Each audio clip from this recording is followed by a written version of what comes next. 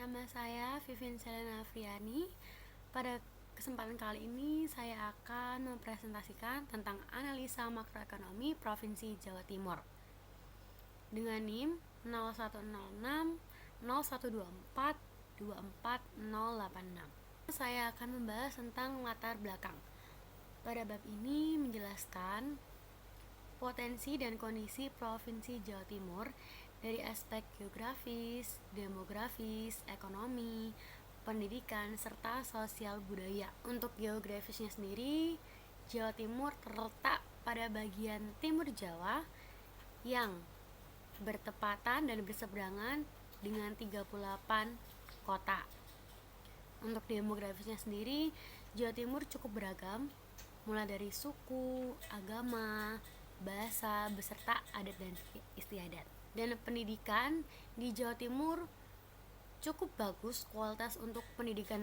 Terlebih Jawa Timur mempunyai universitas unggulan seperti Universitas Erlangga atau UNER yang ada di Surabaya, Universitas ITS, serta Universitas Brawijaya yang ada di Kota Malang.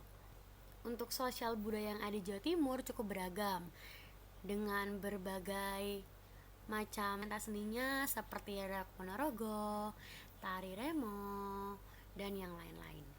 Nah, kondisi makroekonomi Provinsi Jawa Timur mencakup 3 aspek yang penting, yaitu pertumbuhan ekonomi, lapangan pekerjaan, dan pendapatan per kapita. Terjadi stabilitas ekonomi meski ada tantangan global, peningkatan tenaga kerja, penurunan pengangguran, serta peningkatan pendapatan dan penurunan tingkat kemiskinan terjadi pada Provinsi Jawa Timur pada tahun 2023. Jadi, secara kondisi fenomena makroekonomi yang terjadi di Jawa Timur cukup menunjukkan peningkatan yang signifikan dalam berbagai aspek. Lalu yang berikutnya yaitu sektor ekonomi prospektif. Pada bab ini mengidentifikasi sektor-sektor ekonomi unggulan yang memiliki prospek pertumbuhan signifikan di Jawa Timur, yaitu industri pengolahan, perdagangan besar maupun eceran, transportasi dan pergudangan, informasi dan komunikasi, serta konstruksi. Setiap sektor yang tertulis pasti dijelaskan kontribusinya terhadap pertumbuhan ekonomi daerah dan peluang pengembangannya ke depan. Lalu usulan kebijakan. Ini saya ambil daripada bab yang sebelumnya, yaitu bab 3. Terdapat 5 usulan kebijakan yang saya usulkan.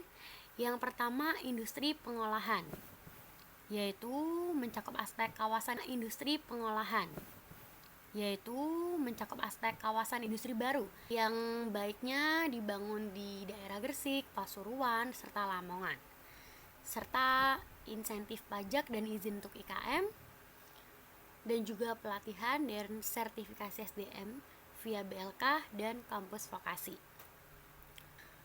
Untuk perdagangan besar dan eceran, yang pertama, digitalisasi pasar tradisional, dukungan UMKM seperti KUR, pelatihan dan legalitas, logistik retail, yaitu distribusi ke pasar kecil.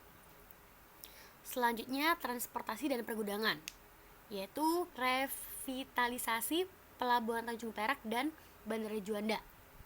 Kemudian sistem logistik terpadu, laut, darat, dan udara, serta inkubasi dan pendanaan untuk startup logistik. Untuk yang keempat, pertanian, kehutanan, dan perikanan. Modernisasi, yaitu dengan alat sintan, irigasi, dan pupuk subsidi.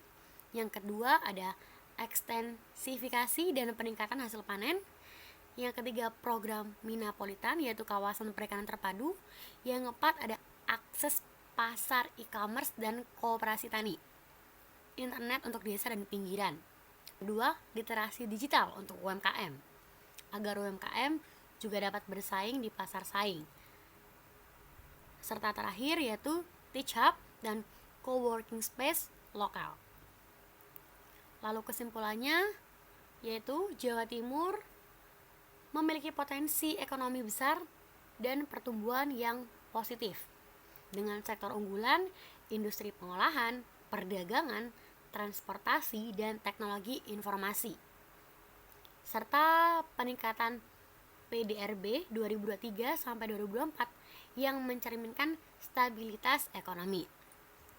Untuk implikasi sendiri, untuk pemerintah daerah perlu kewajiban tepat untuk pertumbuhan inklusif dan merata. Untuk pelaku usaha, peluang inovasi dan ekspansi di logistik, manufaktur, dan juga digital. Dan untuk masyarakat setempat, peluang kerja meningkat, pentingnya peningkatan kualitas SDM, dan yang tidak kalah penting untuk kualitas pendidikan, dasar kajian, pengembangan kurikulum berbasis kebutuhan pasar.